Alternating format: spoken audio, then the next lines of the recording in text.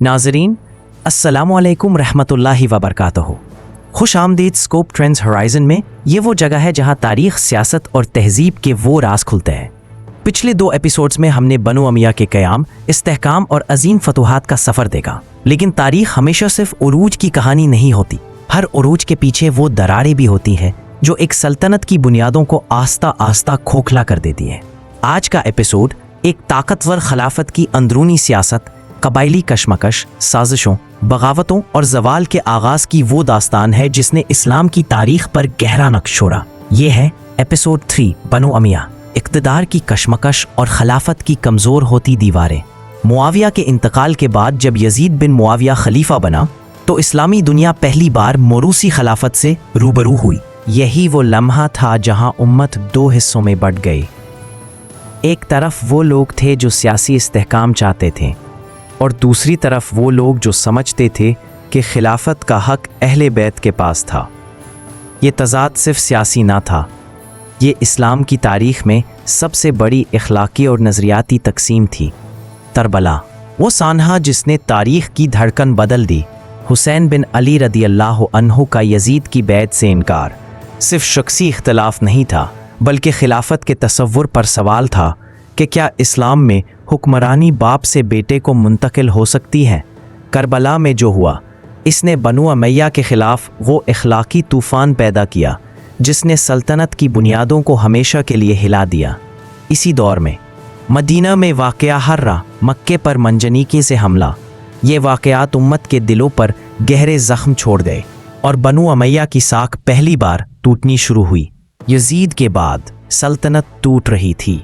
एक तरफ इब्ने ज़ुबैर मक्का में खिलाफत के दावेदार थे, दूसरी तरफ उमवी ख़ानदान में खाना जंगी थी और तीसरी तरफ खारिजी बगावतें भड़क रही थीं।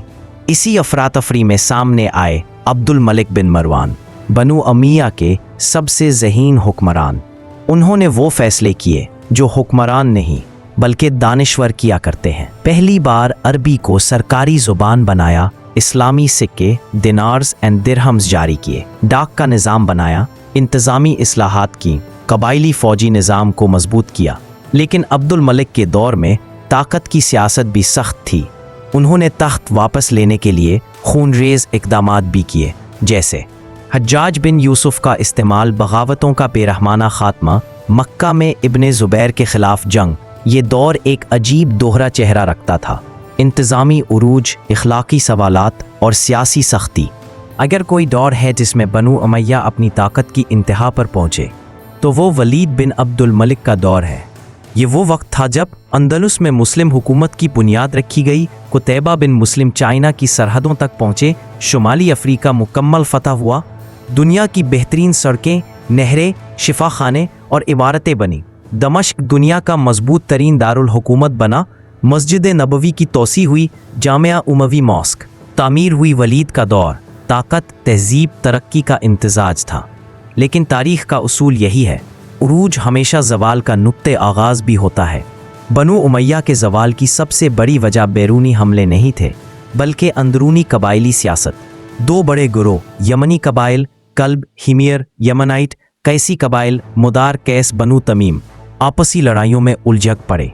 खलीफा बदलता तो एक गिरोह ताकत में आता, दूसरा बागी हो जाता।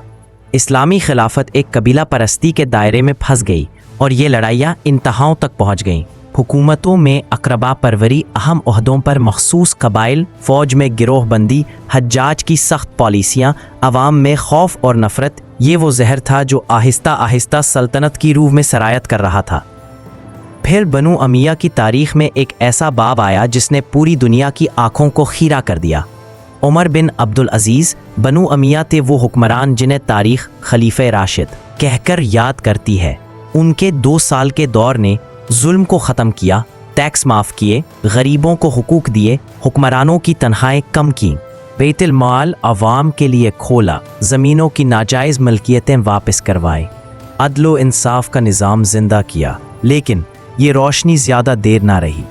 कई उम्वी सरदार इनकी इस्लाहात से नाराज़ थे और वो ताकत जो जुल्म से फ़ायदा उठाती है कभी इस्लाह कबूल नहीं करती। उनकी वफ़ात ज़वाल के आखिरी मरहले की तरफ पहला कदम थी। उमर बिन अब्दुल अजीज़ के बाद आने वाले हुक्मरान या तो कमज़ोर थे या इक़्तिदार को सिर्फ़ ऐशो इशरत का ज़रिया समझते थे। तारीख़ बताती है कि दरबार में मौसीकी, शराब और अय्याशी का कल्चर बढ़ा, सियासी विजन खो गया, मजबूत वज़रा और जर्नैल बदल दिए गए, अवामी एतमाद टूट गया, टैक्सों में इजाफा हुआ, सूबों में बगावतें फैल गईं, अब्बासी तहरीक ज़ोर पकड़ने लगी।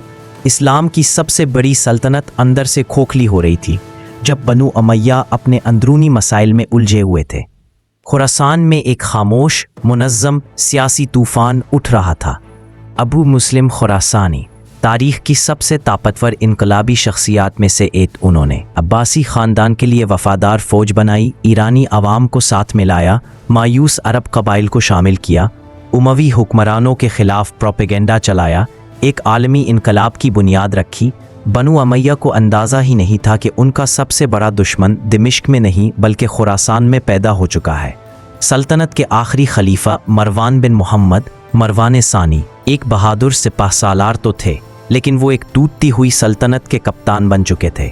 शाम में जंगें, मिस्र में बगावत, इराक में अब्बासी तहरीक, खुरासान में फ़ौजी बगावतें, कबाइल की हिमायत खो जाना, आखिरकार 750 में दरियाए ज़ाब की जंग जिसमें अब्बासी फ़ौज ने उमवी सल्तनत को शिकस्त दे दी। दिमिश्क हाथ से निकला, एक अजीम सल्तनत ख़त्म हुई। सिर्फ अब्दुर्रहमान दाखिल ज़िंदा बचा जो अंदलुस भाग कर गया और वहाँ उमवी तारीख़ का नया बाब लिखा। नाज़रीन, बनु उमय्या की कहानी हमें ये सिखाती है कि उरूज सिर्फ फतूहात से नहीं बनता और ज़वाल सिर्फ दुश्मनों की वजह से नहीं आता।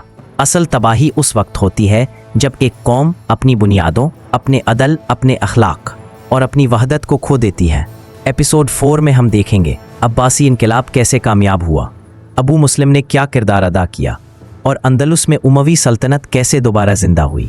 अगर इस वीडियो ने आपके इल्म में इजाफा किया हो तो लाइक, शेयर और सब्सक्राइब ज़रूर करें, क्योंकि यहाँ स्कोप ट्रेंड्स होराइजन तारीख़ के वो राज खोलता है जो वक्त छुपा लेता है।